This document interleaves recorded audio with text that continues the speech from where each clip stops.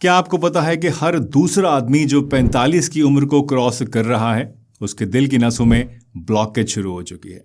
जी हाँ, centre for disease control और NIH के मुताबिक 50% से ज़्यादा लोग 45 की एज के बाद किसी न किसी आर्टरी ब्लॉकेज के शिकार हो रहे हैं। और सबसे चिंता की बात यह है कि इनमें से ज़्यादातर लोगों को इसके बारे में कुछ पता भी नहीं चलता।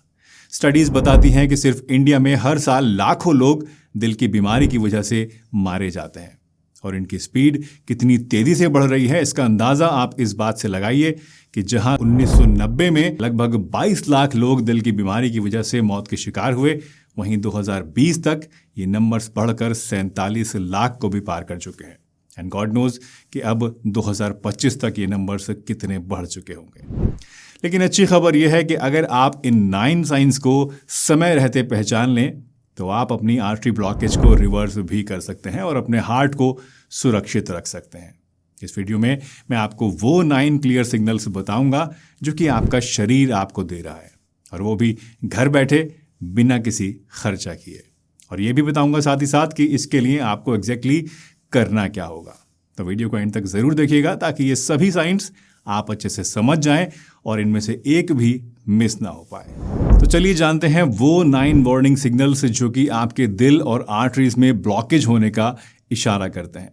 इनको ध्यान से समझिएगा और अगर हो सके तो वीडियो देखते देखते ही खुद को भी आप चेक करते रहिए, और अगर कोई लक्षण आपको अपने अंदर नजर आए, दिखाई दे, तो कमेंट करके मुझे ज़रूर बताइएगा। तो पहला है फ्रैंक्स साइन। दोस्तों 1970s में डॉक्टर सैंडर्स फ्रैंक्स ने यह बताया था कि कान के लोब पर एक डायगोनल लाइन का मतलब होता है higher risk of heart disease. अगर आपके कान के लोब्स में कुछ इस तरह की डायगोनल क्रीसेस या लाइंस बनी हुई हैं तो इसका मतलब है कि आपके अंदर हार्ट ब्लॉकेज होने का रिस्क और लोगों से ज़्यादा है। लेकिन हाँ, अगर क्रीज नहीं है तो भी इसका मतलब ये नहीं है कि आप बिल्कुल सेफ हैं, क्योंकि इसके अलावा भी और कई ऐसे साइंस हैं जो कि आपको देखने हैं। ये बस एक अर्ली वार्निंग है जिसके बारे में बहुत कम लोग जानते हैं। तो अगर इस तरह की डायगोनल लाइन आपको दिखे तो फौरन सतर्क हो जाइए। दूसरा साइन है पैरों और टांगों में बॉडी के दूसरे पार्ट्स के मुकाबले में हेयर ग्रोथ में कमी आना या यहाँ के बालों का गिरने लगना। दोस्तों अगर आपके पैरों, टांगों या पंजों के ऊपर बाल कम हो रहे हैं या फिर पूरी तरह से ख़त्म हो गए हैं, जबकि शरीर के दूसरे हिस्सों में आपकी हेयर ग्रोथ एकदम नॉर्मल है, तो ये पेरिफेरल आर्टरीज में ब्लॉकेज का एक निशान है।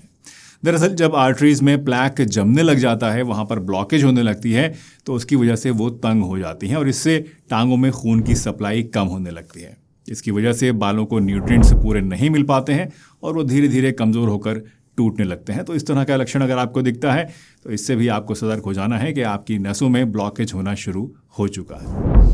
तीसरा लक्षण जिस पर आपकी नज़र होनी चाहिए वो है नेल्स की स्लो ग्रोथ।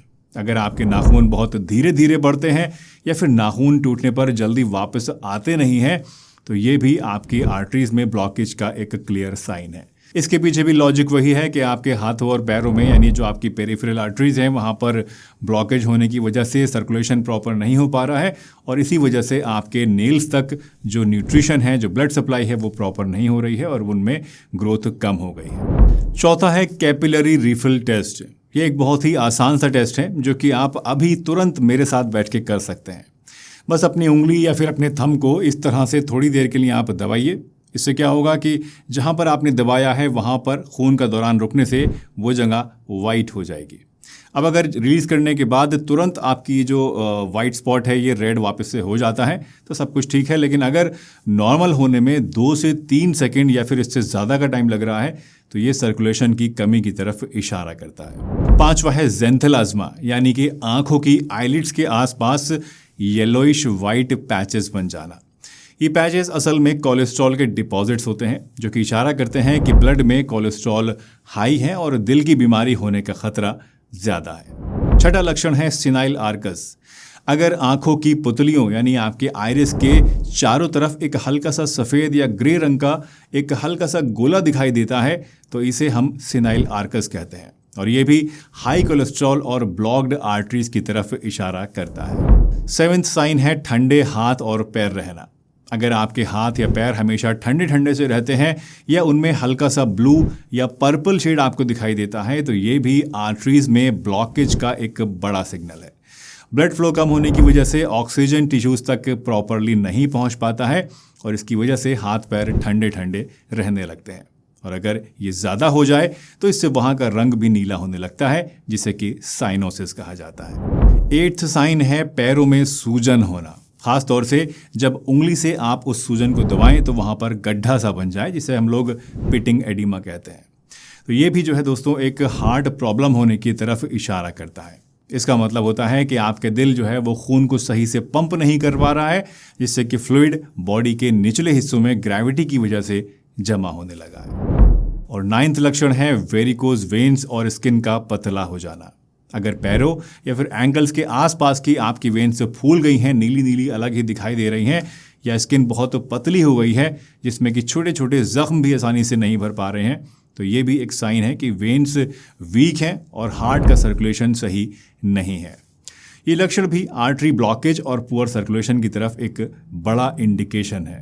दोस्तों, आप में अगर इनमें से कोई भी साइन दिखाई देता है तो अब आपको अपने हार्ट हेल्थ पर इमीडिएट एक्शन लेने की ज़रूरत है।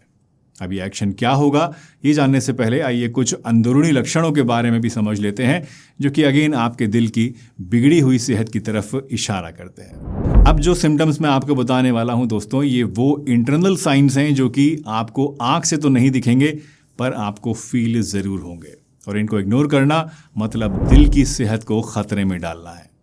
फर्स्टली, अगर आपको बेड या फिर सोफे पर लेटे हुए पैर उठाने पर पैर सुन या फिर दर्द करने लगते हैं और नीचे लटकाने पर इससे आपको आराम मिल जाता है, तो ये एक क्लियर साइन है कि हार्ट आपके पैरों तक सही से खून नहीं पहुंचा पा रहा है। साथ ही अगर 5 से 10 मिनट वॉक करते ही आपकी पिंडलियों या फिर पैरों में दर्द हो जाता है, वहाँ हैवीनेस आ जाती है या टाइटनेस आपको फील होती है, तो ये भी पेरिफेरल आर्टरी डिजीज़ का एक सिग्नल है, जो कि अगेन पुअर सर्कुलेशन और आर्टरीज में ब्लॉकेज की वजह से हो सकता है। इसके अलावा छोटी छोटी एक्टिविटीज़ में भी अगर आपकी सांस फूलने लगती है, थोड़ा बहुत चले तो सांस फूल गई, सीढ़ियाँ चढ़ें तो सांस फूल गई, हल्का फुल्का चले तब भी सांस फूल गई, या फिर खांसी के साथ सफ़ेद या फिर पिंक म्यूकस आपको आ रहा है, बलगम सा आ रहा है, तो ये भी हार्ट वीक होने का एक लक्षण है। इसके अलावा रात को सोने के लिए लेटने के बाद अगर आपको सांस लेने में मुश्किल होती है, या फिर आपको पिलोज लगाकर अपना सर ऊपर उठाकर रखना पड़ता है और फिर आपको अच्छे से सांस आ पाती है, तो ये भी हार्ट की प्रॉब्लम का एक क्लियर साइन है। And finally, bar bar bathroom जाना या फिर सीने में दर्द या भारीपन का महसूस होना, जकड़न का महसूस होना, ये भी कुछ ऐसे लक्षण हैं जिन्हें आप बिल्कुल भी इग्नोर मत कीजिएगा। दोस्तों, दिल की सेहत सही करने के लिए सबसे इफेक्टिव तरीका होता है लाइफस्टाइल को हेल्दी बनाना। सबसे पहले स्मोकिंग और अल्कोहल बंद कीजिए, दूसरा स्ट्रेस कम कीजिए और तीसरा रेगुलर एक्सरसाइज ज़रूर कीजिए। हफ्ते में 2 दिन स्ट्रेंथ ट्रेनिंग और 2 दिन कार्डियो। इसके अलावा खाने में ऐसे फूड्स खाइए जो कि आपकी आर्टरीज को क्लीन करते हैं, जैसे कि फ्रेश फ्रूट्स और vegetables, walnuts, almonds, flax seeds, chia seeds और इसबगोल वगैरह। ये सभी चीज़ें आपकी आर्टरीज में इन्फ्लेमेशन को कम करती हैं और बैड कोलेस्ट्रॉल को, यानी गंदे वाले कोलेस्ट्रॉल को साफ करने का काम करती हैं। परहेज की बात करें तो fried foods, processed foods, artificial fats, red meat, sugar, junk food और पैकेज्ड ड्रिंक्स आपको बिल्कुल अवॉइड करनी है, क्योंकि ये सभी चीज़ें आपके दिल की सबसे बड़ी दुश्मन है। वैसे अगर सिर्फ लाइफस्टाइल चेंजेस से बात ना बने तो आप एक क्वालिफाइड और एक्सपीरियंस्ड कार्डियोलॉजिस्ट से भी मिल लें, जो कि आपकी ब्लॉकेज को क्लियरली समझेंगे और आपको बेस्ट ट्रीटमेंट उसके हिसाब से बताएंगे। तो अब आपके पास पूरी नॉलेज है, जिससे कि आप समय रहते अपने अंदर शुरू होने वाली ब्लॉकेज का अंदाज़ा लगा सकते हैं। पर हाँ, इस नॉलेज को सिर्फ अपने तक मत रखिए, इसे अपने फैमिली और फ्रेंड्स के साथ ज़रूर शेयर कीजिए। हो सकता है ये किसी की जान बचा ले। वीडियो यूज़फुल लगी हो तो ज़रूर लाइक कीजिएगा और कमेंट्स में मुझे बताइए कि आपको किस टॉपिक पर आने वाले टाइम में वीडियोस देखनी है। मिलते हैं एक नई वीडियो में, तब तक के लिए अपना ध्यान रखिए, हंसते रहिए, मुस्कुराते रहिए, रोज़ कुछ ना कुछ नया सीखते रहिए, ताकि आप रह सकें हेल्दी हमेशा।